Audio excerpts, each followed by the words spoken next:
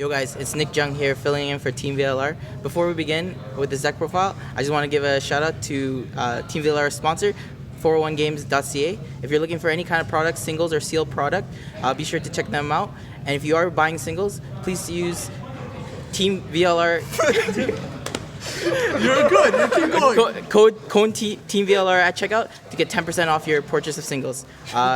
Now, without any further ado, let's start with the deck profile. George? Yo, what's up, guys? It's George here. Today I'm profiling the Sky Striker list that I showed you guys with those Yu-Gi-Oh! Pro replays recently. I put a lot of thought into this deck, so I'm going to explain a lot of my choices. This is the current build I'm working with. I think this is like the final build until Seekler comes out in Duo. So yeah, let me show you guys. Not confirmed yet. It is confirmed. So it's kind of confirmed. Kind of confirmed. Okay, let's start off with the main deck. Okay, we start off with Ray, Rose. Okay, so these cards in Sky Strikers right now are your starters. They get you to the engine that lets you +2 every turn. This is very important because the whole objective of the deck right now is to go second to activate the Hayate Kagari play, outboards, and then grind every turn after that by +2. You know what I mean? So Ray, obviously, the boss monster of the deck, you have to run that. Literally the best card. Makes Area 0 a +0 for nothing when you use this effect. Really good, obviously. And then Rose, I see people online playing this at 2, which is very incorrect. You have to play this at 3. It's literally your starter. It's a starter card. I don't know why you wouldn't max out on it.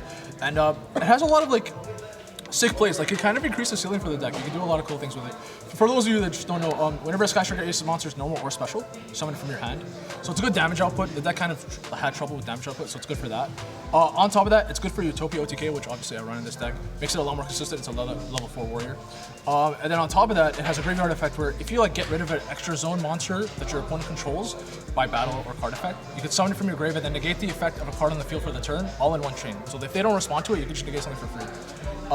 Very important because sometimes, like if you don't have a way to get into your Sky Striker Ace monster and you have Afterburner, let's say, or Jammy Wave, and you have extra deck monster, even Ghost Ogre works, literally. That's why I run Ghost Ogre, it's really good.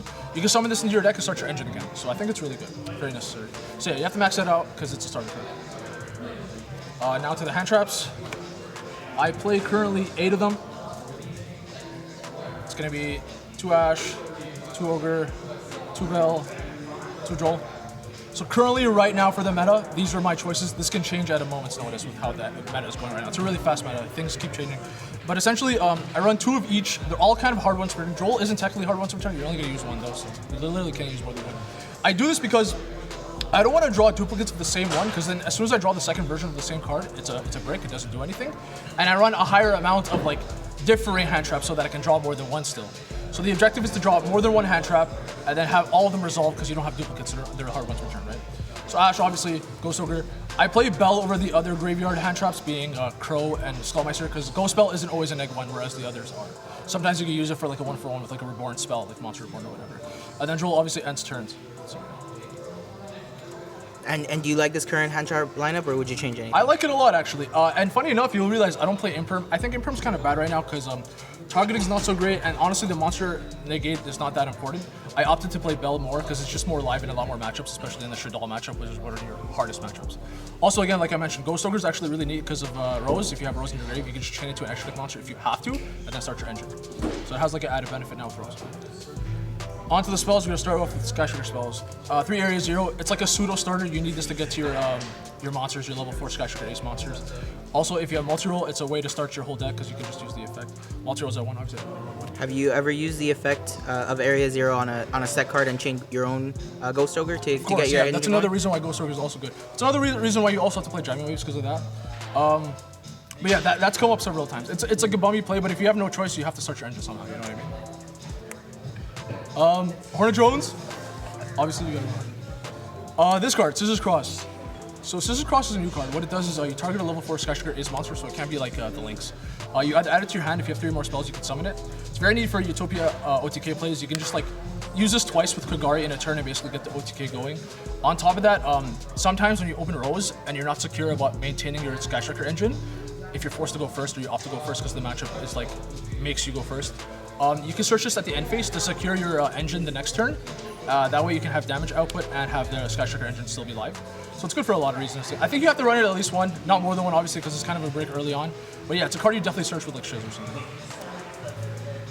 1 Eagle Booster. You get it, Unga Bunga, we know all the jokes, whatever. You have to run it at 1. A, because it lets you resolve Utopia OTK once in a while when you have, don't have Hayate in the extra zone and you just summon it there. Also on top of that, it lets you do the whole multi-roll end phase effect if you have Shark Cannon in the grave already, so you can reset it. So it's good for that as well. Double Shark Cannon. Since Wind Waker's at 1, you kind of need to have more power or interruption cards more than anything. So you run 2 Shark Cannon. It's decent in the meta right now. There's a lot of graveyard decks. In certain matchups, you can literally just play Shark Cannon control and just banish 4 cards in a game, and they honestly can't play around that a lot of the time. It's really good for that. But yeah, it's one of your last forms of interruption left, so you kind of have to play 2. It's also decent for Boral Sword, which I also run.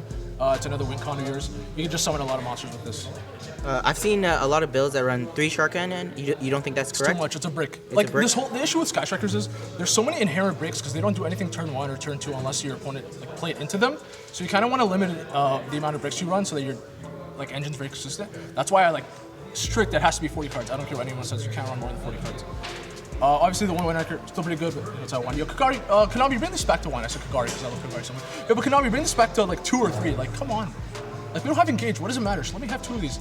It's so funny with Sky Striker players because as soon as they get this, they treat it like it's their precious. It's this is my 1 Wind Waker. I have to protect it. I have to add it back with Kagari every turn. It's such a waste. It's if you're gonna bring back Kagari to 3, at least let me add back something other than Wind Waker every turn. You know what I mean? So removal spells for going second. So obviously Afterburner really good. A lot of the time monsters are more important than spells and traps, so you're gonna have to run Afterburner at 2. I was running Jaimu's at 2 as well, but I had to cut the deck down to 40, so now it's at 1.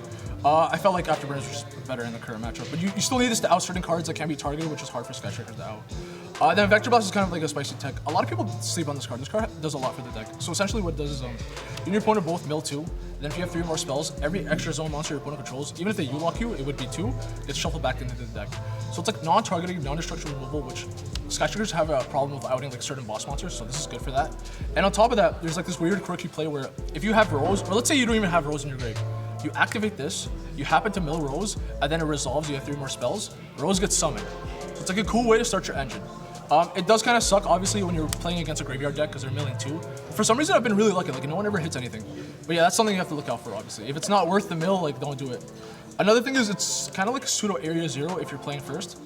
So what you do is, even if you don't do this in the graveyard matchups, but let's say it's Altergeist Guru, you use this, you both mill 2. It obviously doesn't matter because you're playing a trap deck. But if you have a way to get into Kagari, you're basically using this as a way to mill better Sky Striker cards, so that you can add them back with Kagari, whether it's Shark Cannon or Widow or multi-roll. And then if you happen to hit nothing, worst comes to worst, you just add it back with Kagari and no neg. You don't neg really. And does it count the 3 spells on resolution? It does, yeah. So obviously the mill matters. Now non-Sky Striker spells. Upstart, obviously you gotta run spell deck, 39 cards, you want it to be very consistent. Terraforming, spell on the grave, and gets you to one of your pseudo starters. Pot of Desires. I think you need to run this card. Back in the day, I was very opposed to this card because you didn't want to banish a lot of good cards. But now you're so thirsty for pluses, you absolutely want pluses, right? Because Engage isn't in there, so you have to run cards like this. And honestly, it doesn't matter if you're going second and you can do the Hayate Kagari play. You just pick one of the cards you absolutely need in that matchup, add it to your hand, and then you're safe. You're not going to banish it, and then you +1 for nothing. And obviously with multi-roll, this is a lot better because people can't ash it sometimes. So you absolutely have to play as many pluses as you can. So I think you have to play Desires. So there's a lot of builds out there that play the other pot of Extravagance. What are your takes on that? So I always say, if Kagari's at 3, there's no scenario I want to be in where I can't summon 3 Kagaris every game. I think it's absolutely insane for Kagari to come back to 3 and then randomly chance a banish of it. I get it's a plus, but I'm not going to play this deck to knock Kagari 3 times a turn. That's just me personally. Kagari's Bay, Care Bear, you know what I mean? I'm not going to play Sky Strikers with Kagari at 3 if I can't resolve it 3 times, you know what I mean? Understand, yeah. That's just my personal opinion. It's very petty, but it's whatever. Pot of Evers. This card's really good in this deck because A, it recycles all your Sky Striker monsters, which in the grind game you kind of need that to happen. And B, this is live turn 2 most of the time in Sky Strikers because you can summon 3-4 monsters because of how it works. It's really good. On top of that, multi-roll can almost always make it resolve because if you DD curl one of the targets, it just fizzles or whatever. Really good. Also, this replaced Hercules Base. Hercules Base was a garbage card. It was a break. So I literally don't play Hercules Base. I think it's a break. This is basically that. And if you're thinning your deck enough, you're gonna see this. You're gonna draw into it. You're thinning your deck 3-4 cards every turn. So that's you resolve Kagari even more times. Exactly. It's like a Hercules Base but better. You plus, which we're all about plus here. Rhoda, obviously. Okay, so this is a going second build. I think you literally have to play Striker. You could put like a stun version, but like, what's the point? Because Kakari can't add anything to turn 1, and you're like very weak to OTKs, especially if you open only Rose, they could just pummel you, right? So I'm going second, and I opted to use Lightning Storm. So you can do evenly match if you can't afford Lightning Storm, obviously that's another option. The thing with Lightning Storm is, A, I don't have to enter my battle phase, so the Utopia OTK is live and the Hayate plays live. And also, this is good against almost every matchup. Like, at worst, it's a 1-for-1 for, it's like an MST or like a Raigeki break, at worst, right? And at best, you can like literally, it's like a equalizer. It just makes it everything even, and then you can do your Sky Striker plays and outgrad your opponent. So I think it's very important for that. But the main thing is you don't use your battle phase, because that's very important right now. A lot of the times, if you're playing evenly, and you're like blind going second, they won't necessarily play into it, A, and B, it won't necessarily be like the best play to do. Like you'd rather do the Hayate play and start your engine, right? So that's why I opted to play this. I do side evenly, however, because there are certain matchups where you just absolutely need evenly to like make it a fair game and be able to play. But that's for To the make side it an deck. even game, eh? Yeah, exactly. Let's get the fun. You're quick. So a lot of people also opt in to play Mystic Mine as Yeah. like a going second blind card. Okay. Do you side or main that? So this is another one of those petty things that's just like kind of Georgie. I don't run it because I don't want to be a scumbag. I don't know. Understood. But yeah, if you're okay with that, a lot of the times you can just main deck Mystic Mine and people won't have a main deck out, and that's a free game one sometimes. You know what I mean? You can maximize it at 3, like see it more often, and then it's just like a free game sometimes if they don't have that out. So like that's up to you if you want to play it, but yeah, I don't. 3 called by. I used to run this at 2 sometimes, but like now you absolutely need every Sky Striker Ace monster to resolve, otherwise you're negging. Like you're just behind. So you need every one of them to resolve. Also, this is very good for the Utopia OTK if they're just hoping on their hand trap to stop you. It's awesome. Also, it's a spell. Like, and worst comes to worst, you're going first. This is like some sort of interruption so that you don't absolutely lose, right?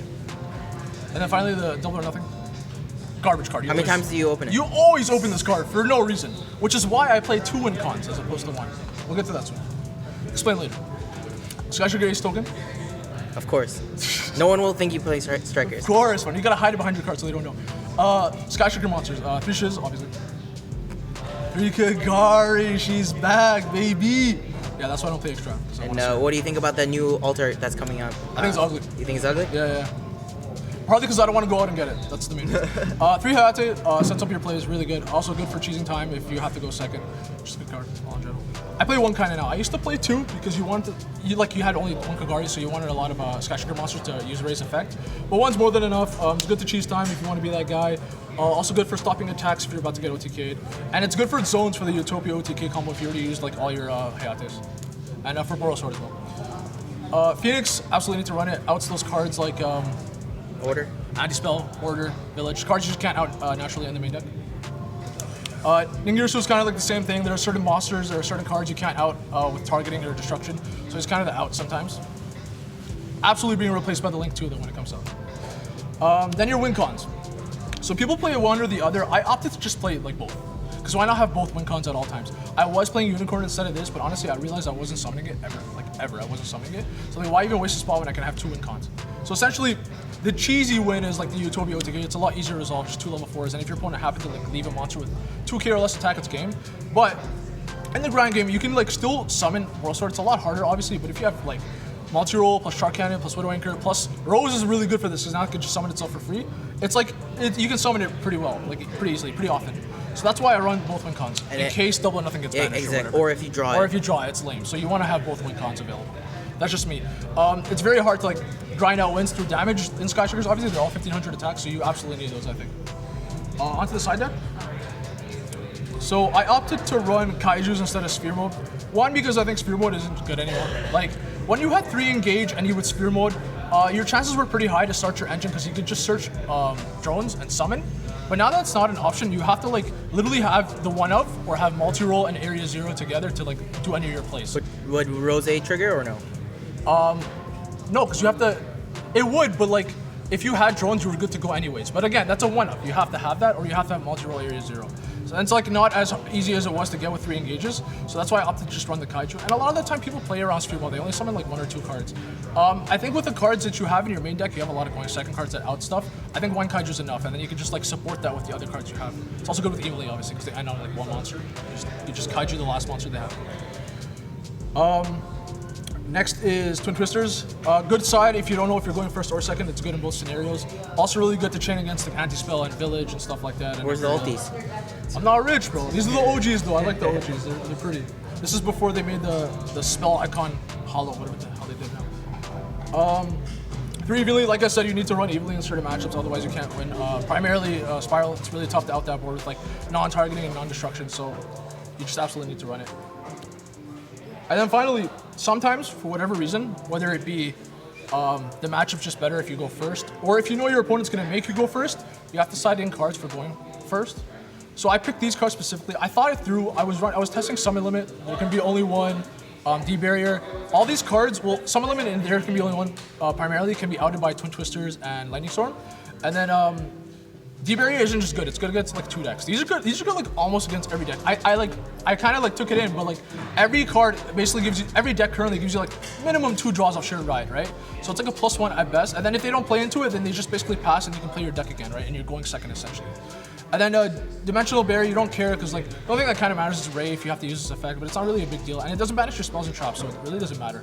It's like kind of like a lose 1 turn for certain decks. A lot of the decks currently actually in the current meta. And I picked these 2 specifically because they're chainable, so whether you Twin Twister me, evenly match me, or Lightning Storm, I can still resolve them and put you in a tough spot basically. So these are if you have to go first, right? And do you side in all 6, or do you pick depending on the matchup? Most of the time I side in all 6, but sometimes like certain, like either D-Barrier or this is just not good in the matchup.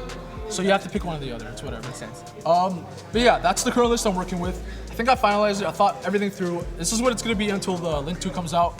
Until then, this is the list. And then when that does come out, I will update the list, so guys stay tuned, subscribe, you'll see that eventually.